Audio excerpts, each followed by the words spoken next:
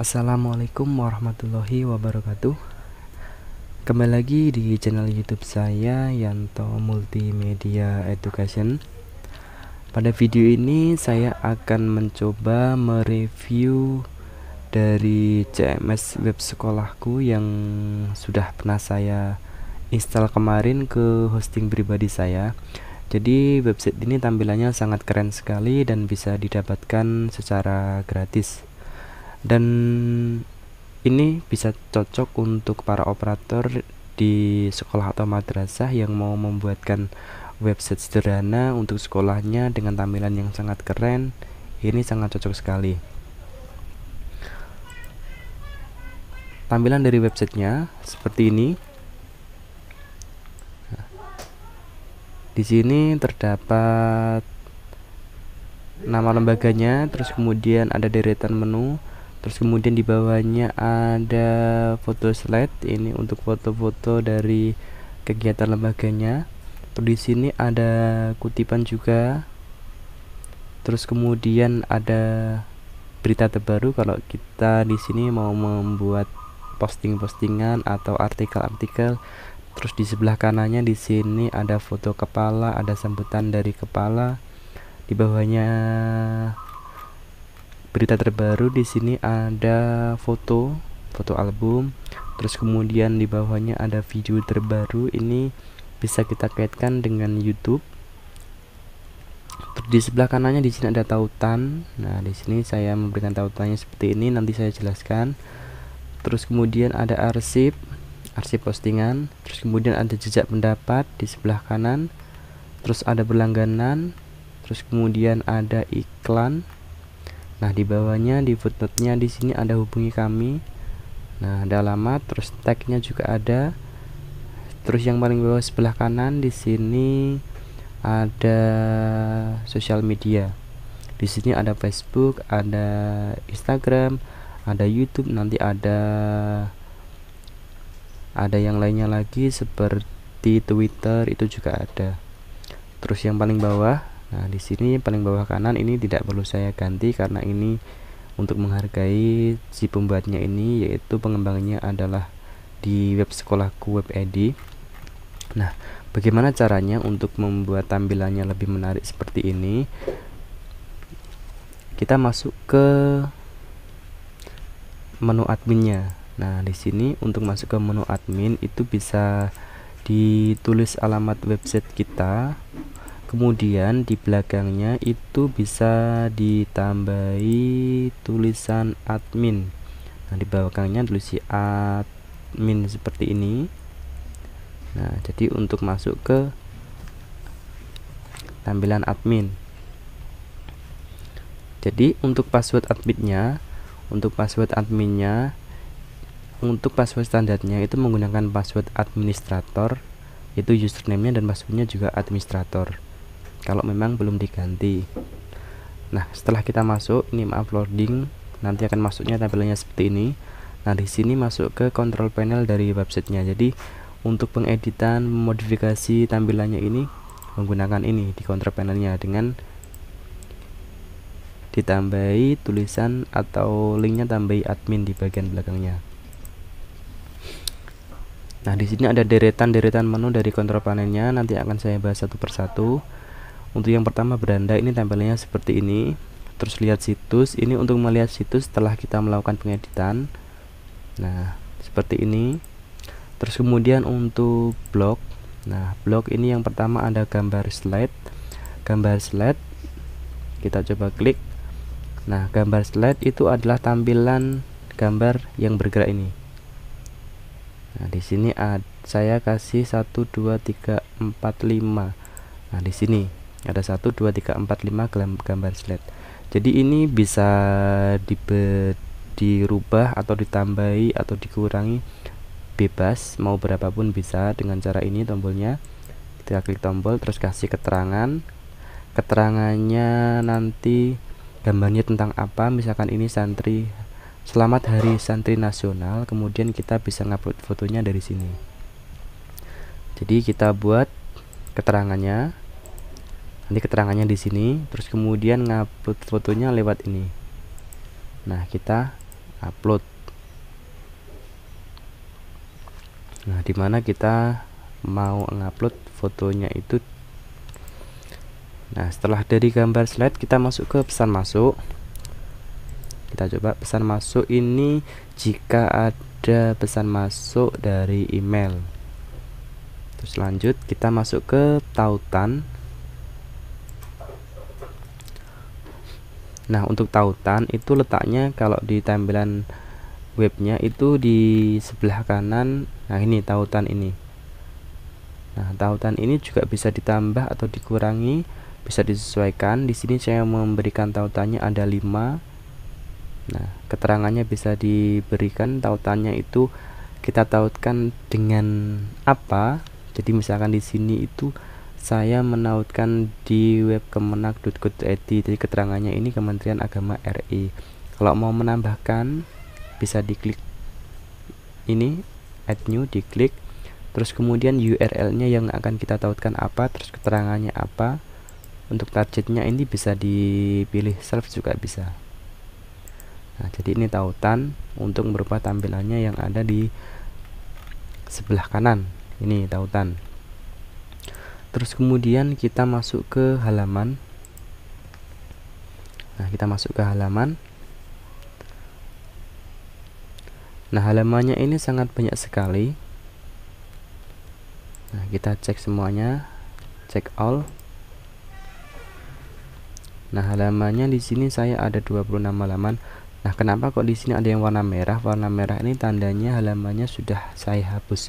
Jadi kalau kita menghapus, halamannya tidak bisa hilang, cuma dia akan ada dicoret warna merah seperti ini. Jadi halamannya nanti akan munculnya di menu-menu deretan menu yang ada di atasnya ini.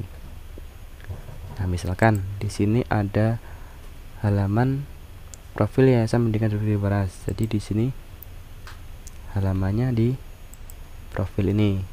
Nah, ini halamannya. Terus kemudian setelah halaman di sini ada tulisan. Nah, sebelum masuk ke tulisan, bagaimana kita membuat halamannya? Nah, tinggal diklik tanda plus yang ada di atasnya ini. Kita coba klik. Nah, misalkan di sini kita mau membuat halaman tentang apa? Misalkan halaman download. Nah, misalkan halaman download, di sini juga kita tulis download. Ini hanya contoh saja. Terus kemudian di sini di sebelah kanannya di sini ada terbitkan. Ini untuk kita kalau kita mau langsung menerbitkan, ini akses publik jadi untuk semua orang. Terus ini komentar diizinkan, ini jika kita mengizinkan komentar pada halaman yang kita buat ini. Kalau sudah kita buat, kita klik simpan. Nah, kemudian kita cek di menu halamannya. Dia letaknya pasti di bagian bawah sendiri. Nah, halamannya terletak di bagian bawah sendiri. Nah, di sini di download. Kita coba cek di tampilan menunya. Nah, di sini halaman downloadnya belum ada. Nah, bagaimana memunculkannya di deretan menu ini? Nah, nanti ada tabnya setelah ini. Kemudian kita lanjut ke tulisan terlebih dahulu. Untuk tulisan ini untuk membuat artikel atau berita-berita yang ada di tampilan ini tadi. Nah, berita terbaru ini. Jadi ini untuk membuat berita terbaru. Di sini saya coba membuat 2 berita, nomor 7 sama nomor 8. Tampilannya seperti ini berita terbarunya. Terus kalau kita mau membuat berita, bisa diklik tambah baru. Kemudian kita masukkan judulnya yang akan kita buat beritanya tentang apa, terus isi beritanya tentang apa, terus kemudian kategorinya kita pilih, kita sesuaikan. Terus kemudian digeser ke bawah. Di sini ada publikasinya. Ini diterbitkan. Kalau kita mau menerbitkan secara langsung, ini sama seperti tadi. Terus gambarnya ini untuk memasukkan gambar seperti ini. Nah, kalau kita klik, nah, memasukkan gambarnya seperti ini. Terus kemudian untuk kategori tulisan ini untuk mengelompokkan tulisan atau artikel yang kita buat, jadi bisa disesuaikan. Terus komentar ini untuk komentar-komentar yang mengomentari artikel atau halaman yang kita buat tadi. Untuk tagnya, nah tagnya ini bisa disesuaikan. Tagnya tadi seperti di tampilan yang paling bawah sendiri ini. Nah, ini tampilan tagnya. Nah, setelah tulisan,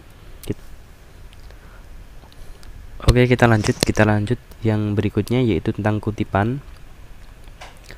Nah, kutipan tampilannya nanti akan ditampilkan di bawah slide foto.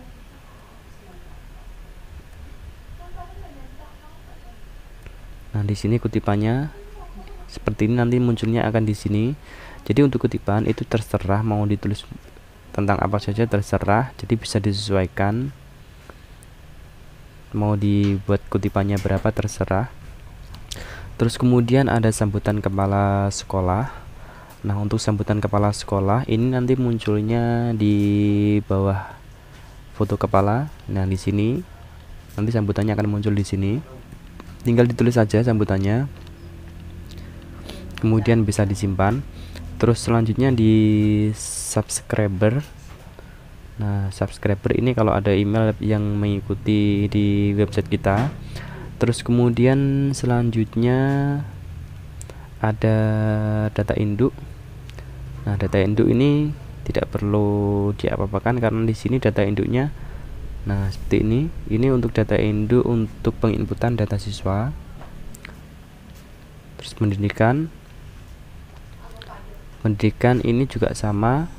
Ini untuk data input data siswa atau data guru, ini data induknya. Terus kemudian kita masuk ke akademik. Akademik ini ada data induk, ada alumni. Nah, alumni ini kalau kita mendaftarkan, misalkan ada siswa kita yang sudah lulus, bisa dimasukkan di sini. Ini alumni tidak, berarti dia bukan alumni.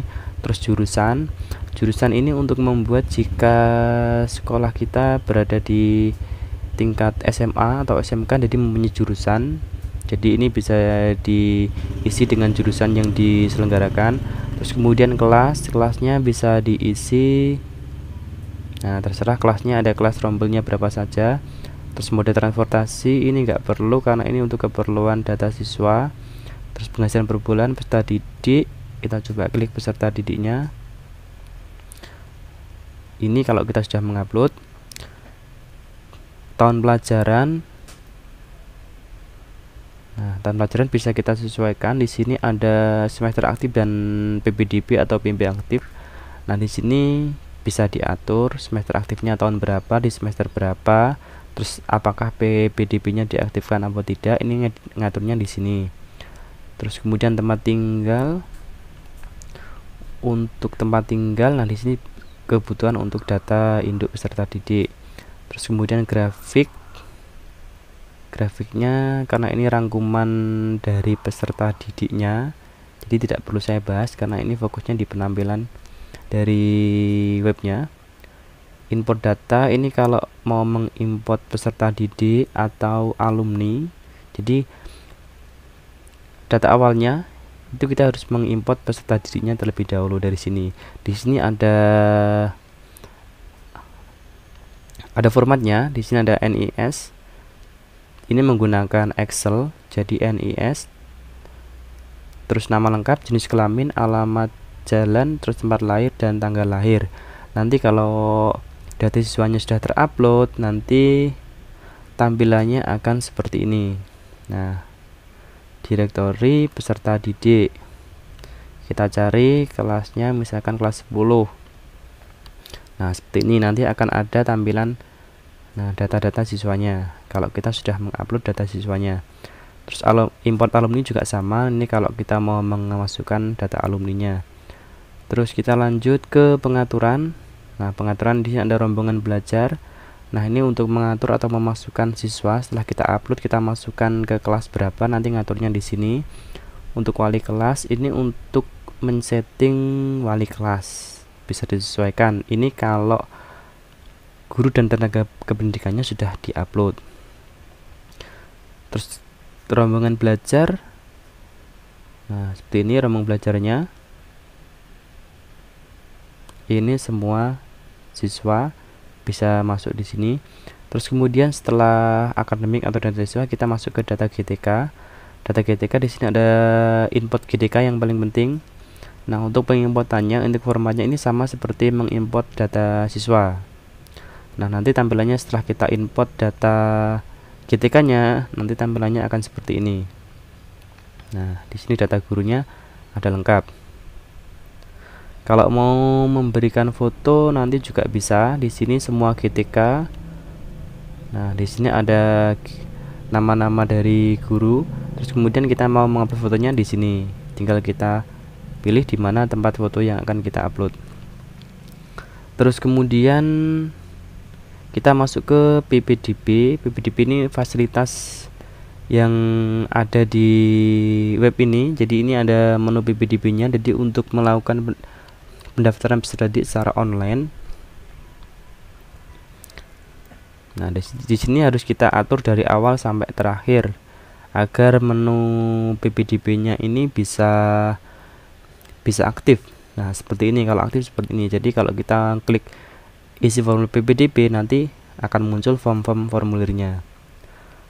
Jadi yang harus kita isi adalah pengaturan.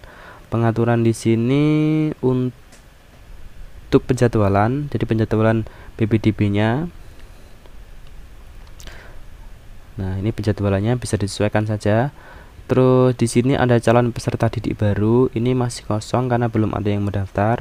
Terus ada lagi gelombang pendaftaran. Ini misalkan kita membuat jadwal pendaftarannya itu secara bergelombang. Ada gelombang 1, gelombang 2, dan seterusnya. Bisa disesuaikan dengan lembaganya masing-masing. Terus kemudian ada kuota penerimaan. Di sini bisa kita membatasi kuota penerimaannya berapa. Nah, seperti ini. Ada kuota penerimaannya, tinggal diklik tambah. Nah, terus tahun pelajaran berapa yang akan kita terima, terus jalur pendaftarannya apa, nanti dibatasi kuotanya. Setelah kuota penerimaan, kemudian ke jalur pendaftaran. Nah, untuk jalur pendaftaran di sini, karena di sini saya webnya itu adalah web yayasan yang di dalamnya itu ada 3 lembaga, yaitu MAMTS dan Pondok Pesantren. Nanti jalur pendaftarannya saya buat seperti ini. Jadi nanti jika anak yang mau mendaftar ke pondok pesantren atau MA atau MTS, jadi bisa disendirikan. Jadi contohnya misalkan seperti ini. Nah, di sini ada jalur pendaftaran.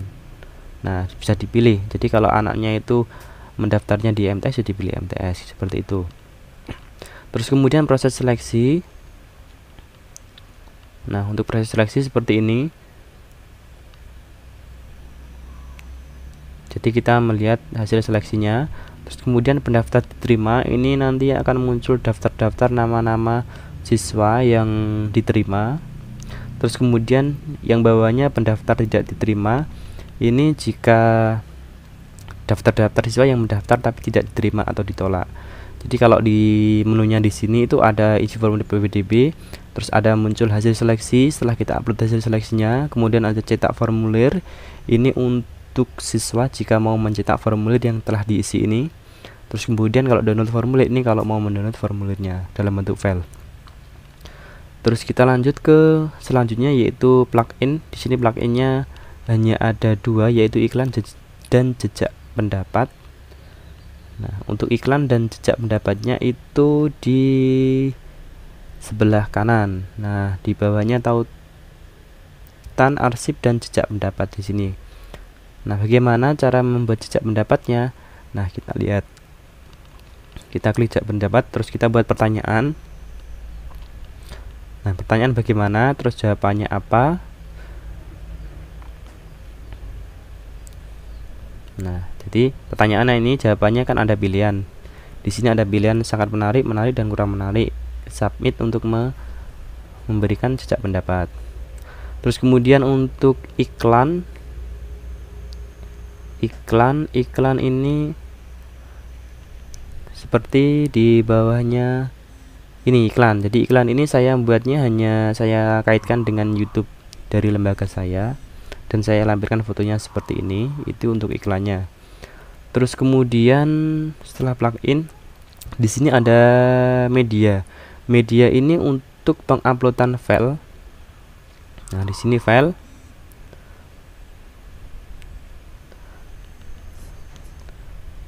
Untuk filenya di sini saya hanya mencoba satu mengupload file foto. Ini gunanya apa untuk file ini? Jadi misalkan kalau kita mau mengupload tentang materi pembelajaran dalam bentuk PDF atau dalam bentuk PowerPoint atau pengumuman apapun dalam bentuk file, nanti agar siswa atau orang lain itu bisa mendownloadnya. Jadi itu kita bisa menguploadnya di menu ini file. Terus kategori filenya ini juga sama, bisa disesuaikan. Kategori filenya itu tentang apa, misalkan tentang kegiatan pembelajaran, materi pembelajaran, atau tentang pengumuman, terserah, bisa disesuaikan. Terus kemudian ada album foto. Nah, album foto nanti munculnya akan di bawahnya dari berita terbaru, di bawahnya ini. Nah, ini nanti akan muncul album fotonya di sini. Ini kalau kita klik, nah di sini akan muncul foto-foto dari yang kita upload. Terus kemudian video. Nah, untuk video ini kita bisa mengambil dari URL dari YouTube. Nah, di sini semua videonya nggak saya upload secara manual atau mengupload bentuk file, tapi ini saya ambil URL-nya dari YouTube. Nah, bagaimana cara mengambilnya? Di sini ada petunjuknya. Ini diambil yang belakangnya, ID-nya. Kemudian tampilannya akan seperti ini. Jadi ini video-video yang ada di YouTube dari lembaga saya. Nanti tampilannya akan seperti ini. Nah, di sini dia akan bentuk kotak-kotak. Di sini tinggal klik untuk memutarnya. Terus kemudian kita masuk ke tampilan. Untuk tampilan di sini ada menu. Nah, ini yang saya maksud tadi di awal tadi. Nah, bagaimana cara menampilkan tadi? Kan kita sudah membuat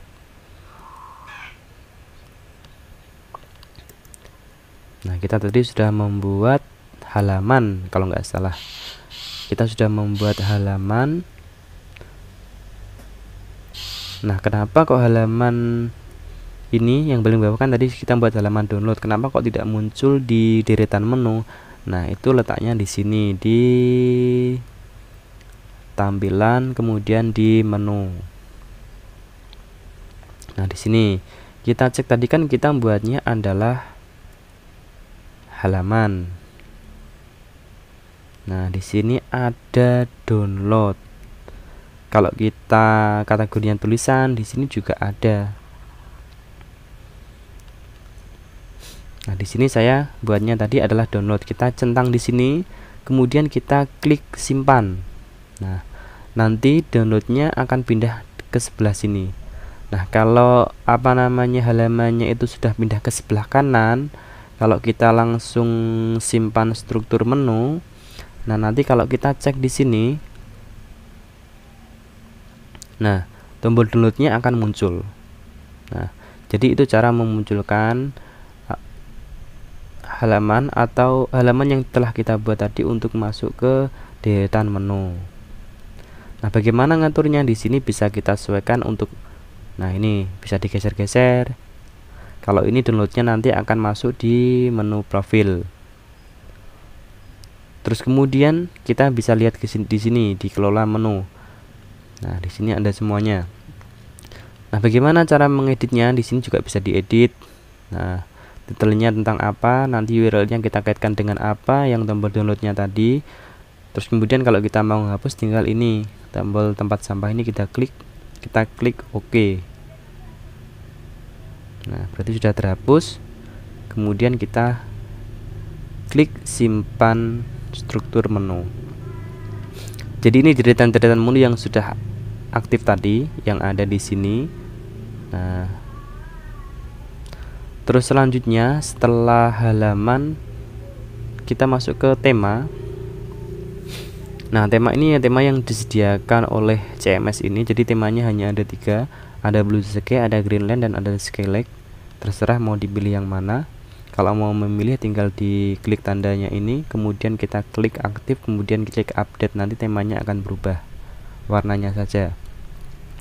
Terus kemudian selanjutnya ada pengguna. Nah, pengguna ini tidak perlu kita bahas karena pengguna ini hanya untuk memberikan akses ke peserta didik dan guru untuk masuk ke menu adminnya. Terus yang paling penting lagi di sini kita masuk ke pengaturan yang paling bawah. Kita mulai dari bawah, umum.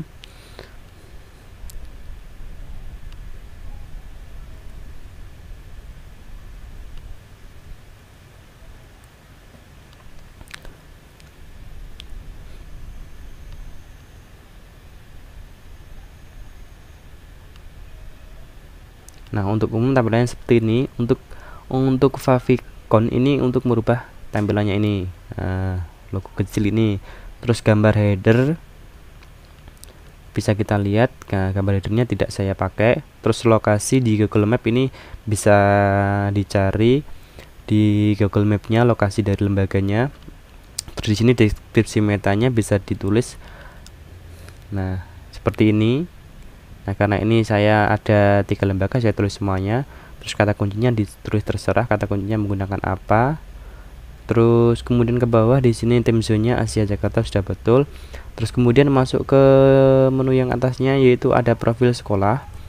Nah, untuk profil sekolah ini untuk pengisian data-data dari sekolahnya. Di sini dimulai ada poin 1 sampai 23. Ini bisa disesuaikan dengan keadaan madrasahnya masing-masing atau sekolahnya masing-masing. Di sini dimulai SKI izin operasional, terus ada email, ada nama kepala sekolah. Nah, untuk penguploadan foto dari kepala sekolahnya yang ada di sini itu nguploadnya dari sini. Di sini ada kepala sekolah, namanya siapa, terus fotonya di sini. Nah, kita klik, kita nguploadnya di sini. Itu untuk foto. Terus kemudian untuk logonya, maksudnya logo itu adalah yang ada di sini itu nguploadnya di logo yang nomor 8. Terus data bawahnya ini bisa disesuaikan dengan keadaan dari lembaganya masing-masing. Terus selanjutnya di sini ada membaca.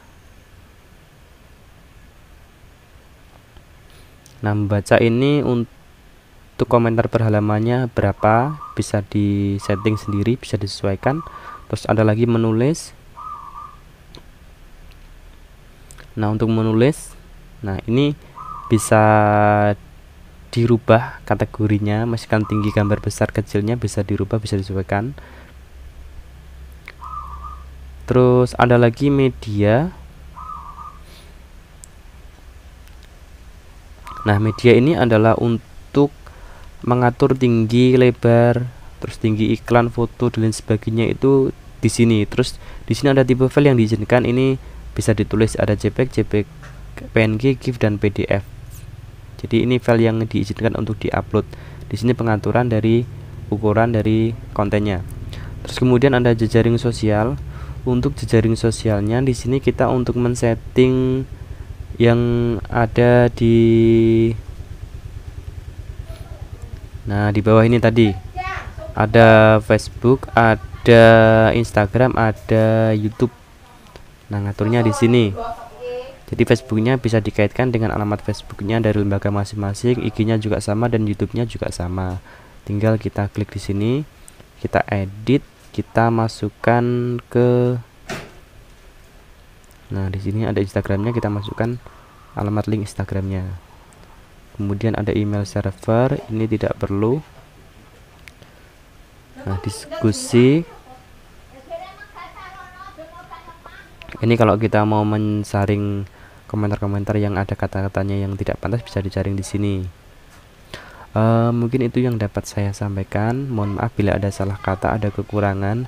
Kalau belum jelas nanti bisa taruh di kolom komentar.